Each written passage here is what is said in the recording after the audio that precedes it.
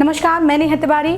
आप देख रहे हैं दिवाकर न्यूज़ का स्पेशल प्रोग्राम नक्षत्र ज्ञान। एक बार फिर आपका स्वागत है नक्षत्र ज्ञान में। इसके साथ ही स्वागत करते हैं पंडित श्री देवशंकर जी दुबे का हमारे साथ नक्षत्र ज्ञान में, क्योंकि गुरुजी एक बार फिर हमारे साथ यहाँ पर उपस्थित हुए हैं। और आज के इस एपिसोड में हम बात करने वाले हैं बिल्व पत्र की। बिल्व पत्र का इतना महत्व क्यों है और किस वजह से प्रभु विश्वनाथ को आप केवल एक बिल्व पत्र चढ़ा देते हैं तो आपकी सारी मनोकामनाएं पूर्ण हो जाती हैं, और उसके क्या उपाय होते हैं जिन उपायों को आप करके अपनी मनोकामना को पूरा कर सकते हैं। चलिए जानते हैं ये सारी जानकारी गुरुजी से। तो सबसे पहले गुरुजी आपसे जानना चाहेंगे कि बिल्व पत्र जो होता है इसका क्या महत्व है। बेल का जो पेड़ होता है और उसमें जो 3 पत्तों का बिल्व पत्र लगता है जी, उसका बहुत महत्व है।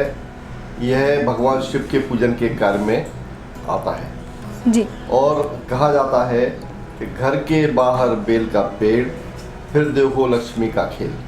जिसके घर के बाहर बेल का पेड़ लगा रहता है जी, उसके घर में हमेशा लक्ष्मी का आवागमन होता रहता है। हमेशा उसके घर में लक्ष्मी आती है, जाती कम है जी। और शास्त्रों में भी लिखा है त्रिदलम त्रिगुणाकारम त्रिनेत्रम त्रिधायदम त्रिजन्मम पाप संगारम बिल्वपत्रम शिवार्पणम। इस मंत्र को पढ़ते हुए जब हम भगवान शिव के लिए बिल्वपत्र का अर्पण करते हैं तो हमारे 3 जन्म के पाप नष्ट हो जाते हैं जी। भूतकाल के भी नष्ट हो जाते हैं, वर्तमान के भी हो जाते हैं, और यदि आने वाले समय में हमसे कोई पाप होता है जी, तो उसकी भी पाप नहीं होने की संभावना भी रहती है, और यदि कोई गलती से हो भी जाए जी, तो वही भी नष्ट हो जाता है। इस तरह बिल्वपत्र का बहुत महत्व है।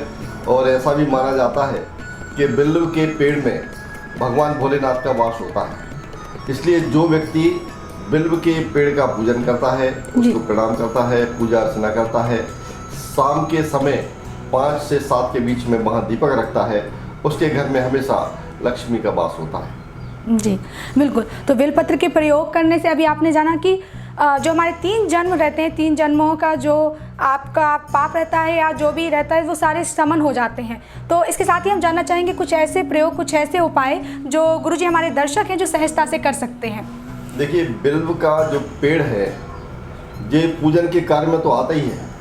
इसके अलावा बिल्व के पेड़ के जितने भी अंग हैं, जैसे जड़ है, छाल है, पत्तियां हैं और फल हैं, ये सारे औषधीय हैं और इनका सेवन करने से अनेक प्रकार के रोगों का दमन और शमन होता है जी। यहाँ तक कि कहा जाता है कि कोई डायबिटिक है, मधुमेह की बीमारी जिसको है, यदि वो एक बेलपत्र डेली खाता है, प्रतिदिन खाता है, तो उसकी मधुमेह के रोग से उसका छुटकारा मिल जाता है जी। तो बेलपत्र हमें हर तरह से लाभदायक है।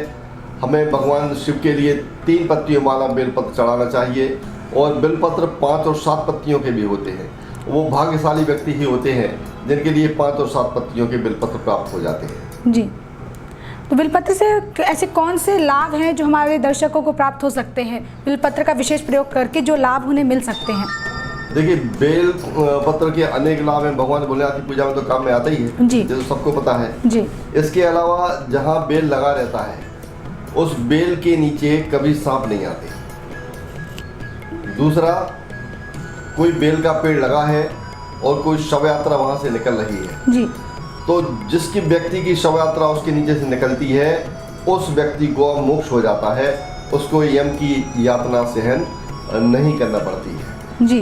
यह भी माना जाता है कि वायु में जो अशुद्धियां व्याप्त हैं उन वायु की अशुद्धियों को दूर करने में बेलपत्र अपनी महत्वपूर्ण भूमिका निभाता है जी। इसके अतिरिक्त यदि कोई व्यक्ति बेल का पेड़ लगाता है तो उसके वंश की वृद्धि होती है जी। और यदि भूल से बेल के पेड़ को काट देता है तो उसका वंश नष्ट हो जाता है। पितृपक्ष में या वैसे भी किसी को पितृदोष है जी, या पितृ अशांत हैं या पितरों के कारण उसको कार्यों में बाधा उत्पन्न हो रही है तो वह बेलपत्र का सिंचन करे, बेलपत्र का पूजन करे तो उसको पितृदोष से भी मुक्ति प्राप्त होती है। जी।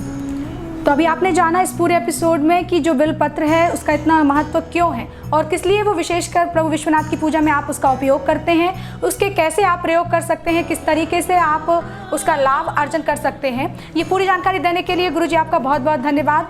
उम्मीद करती हूँ कि ये जानकारी आप सभी को बहुत अच्छी लगी होगी। इसके बाद मिलते हैं अगले एपिसोड में अगले गुरुवार को। और यदि आप गुरुजी से डायरेक्ट अपनी प्रॉब्लम का सलूशन करवाना चाहते हैं, उनसे सीधे संपर्क करना चाहते हैं, तो स्क्रीन पर दिखाए जा रहे कॉन्टैक्ट नंबर पर, मोबाइल नंबर पर आप कॉल करके कॉन्टैक्ट कर सकते हैं। तब तक के लिए देखते रहिए दिवाकर न्यूज़।